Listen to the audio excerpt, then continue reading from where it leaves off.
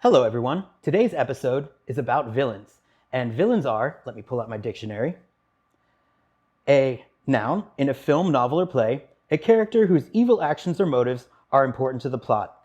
And when it comes to villains, MTG has its fair share. So relax and recoil in horror as I present MTG's top 10 villains. Number 10. Korvax. Once a nobleman from Urborg, hello foreshadowing, he decided to join the Weatherlight crew to escape his parents, and he forced his family's guardian angel Selenia along for the ride by stealing the artifact that controlled her. His reason? He's in love with her. Foresight not being his strong suit, Korvax's parents are murdered by a pair of Phorexian demons.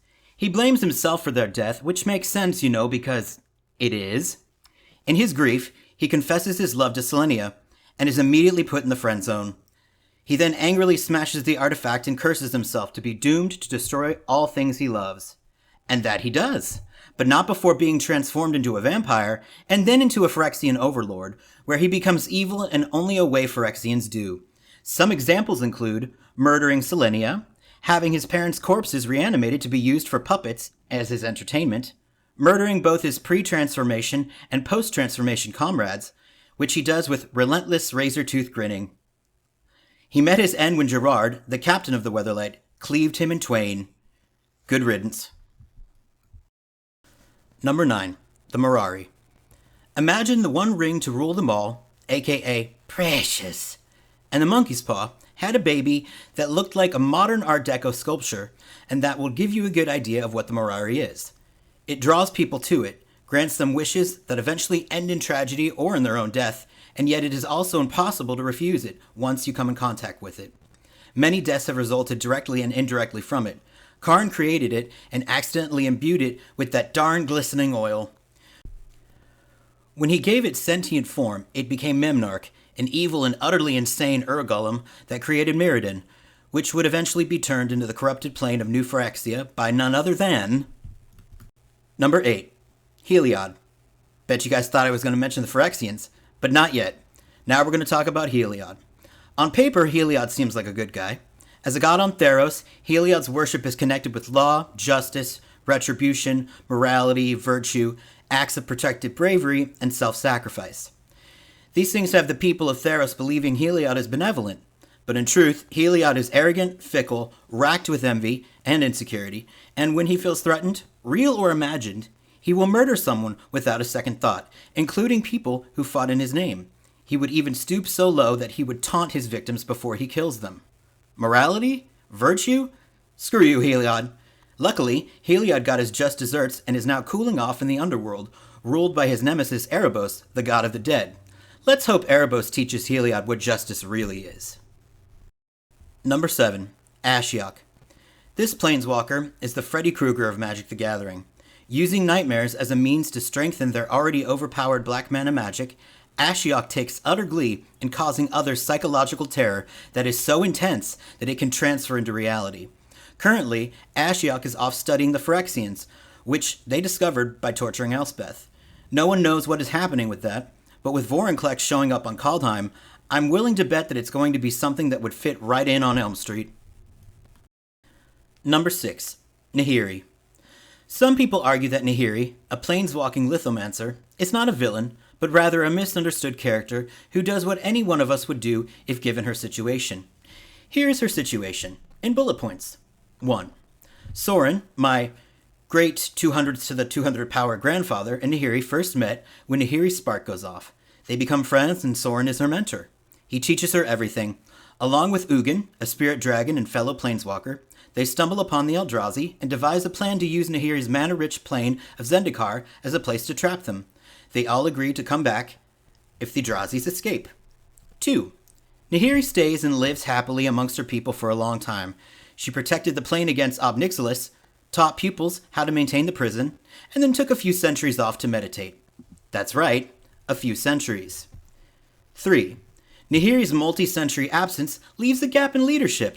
The real nightmare of the Eldrazi's memories are replaced by misguided Zendikarians who are now revering them as gods. A group of vampires built a shrine to them, and the prison becomes unstable. Nihiri wakes up, calls for her buddies, but gets no response.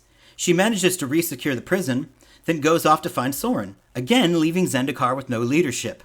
4. When she confronts Soren on Innistrad, Soren explains the Hell Vault, a device made to trap the demons and monsters of the plane, was the reason for the message not getting to him and Ugin, who we later find out is dead. Nihiri accuses him of lying and attacks him. Avacyn, the angel Soren created to protect the innocents of Innistrad, intervenes, and Nihiri gets a 6,000-year lockup in the Hell Vault, where she coexists with a whole lot of evil things, and thinking of nothing but revenge the entire time. 5. Nihiri's absence, this is a theme happening here, allows the Eldrazi to escape. 6. When the Hell Vault is finally broken open by Liliana, who wants to kill a demon she owes a soul pact to, Nihiri gets out, but instead of going to Zendikar to aid with an already mounting resistance against the Eldrazi by a group of planewalkers called the Gatewatch, she instead lures Emrakul, the biggest and most terrifying of the Eldrazi titans, to Innistrad, where it warps the plane, transforms and decimates the entire plane to death. Ugh! Babies, children, the elderly, vampires, demons, everything is either murdered or gone mentally insane by the transformations that Emrakul starts. 7. For good measure, Nihiri destroys Soren's castle, where she locks all the vampires into shattered stone, where they will suffer until starving to death. She then goes after Soren and fights with him during the entire War of the Spark. 8. Nihiri returns to Zendikar and decides that she wants to stop the Royal, a natural phenomenon of nature acting up because of the fact that she trapped Eldrazi's on the plane. She hears of an artifact called the Lithoform Core, and when she cannot find anyone to help her, she hires help to assist her. And guess what happens to that hired help? Death by collateral damage and attempted murder. Actually, I'm just going to stop here. If I have to bullet point every instance of Nihiri's selfish and sociopathic behavior, this video will never end. Nihiri is an emotionally unstable, lunatic, dictatorial, aspirational Looney Tune. The longer she is allowed to exist, the more people will suffer. Here's hoping Grandpa Soren does something about that soon. Number 5 and 4. The Eldrazi/Eldrazi Titans. Some people argue that the Eldrazi are an amoral natural phenomena akin to a hurricane or a flood. Here are some visuals to prove otherwise. Tack on the trifecta of evil known as Ulamog, Kozilek, and Emrakul, who has proven herself sentient. It is going to take a revelation of biblical magnitude as to why the Eldrazi are not just multi-plane's answer to the Black Plague. For real, Eldrazi apologists need to stop it. Number 3. Niccol Bolas, or as I like to call him, Niccol Boley. Niccol Boley is a scheming, hand-wringing supervillain dragon. With an evil smile, demonic horns, and an ego that makes Donald Trump look missionary, he wants only one thing: to rule as God over everyone. He was a god once, which all planeswalkers were before the mending, and he loved it. Now, Nicky finds himself dissatisfied with the fact that he's only a demigod and that he will only have thousands of years to live instead of infinite. So, over the span of several sets, he screws with every plane he can until he devises a way to make himself a god again. And he would have gotten away with it too if it hadn't been for those pesky Gatewatch. He is now currently in timeout, supervised by his brother Ugin the Spirit Dragon, stripped of his planeswalker strength. I know it's tough, Nicky, but just remember, this hurts you more than it hurts us. Number 2. The Phorexians. Do you like being an autonomous, organic life form with your own free will and independent thought? The Phorexians don't. If you meet one and are not killed outright, you get the benefit of being, quote, completed, end quote. Here are some examples of some lucky creatures who were completed. There, of course, is more to being a Phyrexian than that. Add on a heavy dose of dogmatic religious belief, enslavement of opposing factions, acts of torture used under the guise of science, and social Darwinism, that it isn't so much survival of the fittest, but kill and torture anything that is weaker, and that might give you an idea of what the monsters of Phyrexia are like. In fact, when their creator and god, who I shall discuss later, died, the sentiment was, well, he died because he was weak. Thank you, next. Friggin' Phyrexians. Number 1. Yogmoth, the biggest baddie of them all. And he really is a son of a bitch. Let's review some, but not all, of the atrocities Yogmoth committed in his contemptible lifetime. He set the Black Cough upon the dwarves of Oran Deep, inciting a workers' rebellion that nearly killed the Dwarven King and ended 1,000 years of Dwarven rule. Posed as a healer that was in reality making people sick. He turned the creeping mold of Argoth into a virulent plague that ate away at the elves there. He also kidnapped their priest, Elisendriel Ladimrith? I don't know. And her healers, ordering the elves to pay ransom for their leader and the cure they had developed for the plague. When the elves paid, the cure he delivered was sweetened water, and the healers he delivered were dead. He set the White Death upon the Minotaurs of Talrum just to study its effects. He infected the leaders of the Cat People's nations with rabies, after which they tore each other to pieces. He poisoned the human tribes of Galatomycia.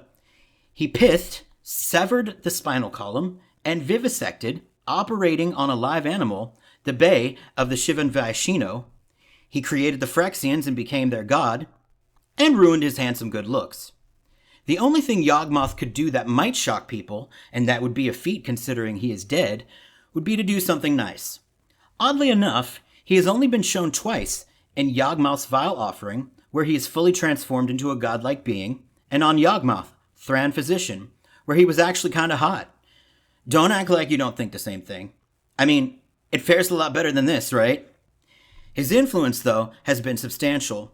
Have a look at the Mask of Yogmoth, the symbol for Apocalypse expansion. Now have a look at Demonic Collusion, Sudden Spoiling, Korvax, Ascendant Evencar. Don't see it? Look at the knee pads. Yogmoth's influence still runs deep. Vorinclex just popped up on Kaldheim. So it's without a doubt that this monster of all monsters is the worst of the worst. If I could, I would personally love to find his grave and leave a steaming pile of thanks on it. Well, did you enjoy that list of sons of bitches? I know I did. Really, they're terrible, aren't they? Especially Nihiri. I hate Nihiri. God, I hate Nihiri. But in any case, I'm going to drop that. We'll move on to more pleasant fields. Just remind everybody to please like and subscribe and comment if you'd like to be entered in the giveaway that we do with each video. And until next time, I got a scoop.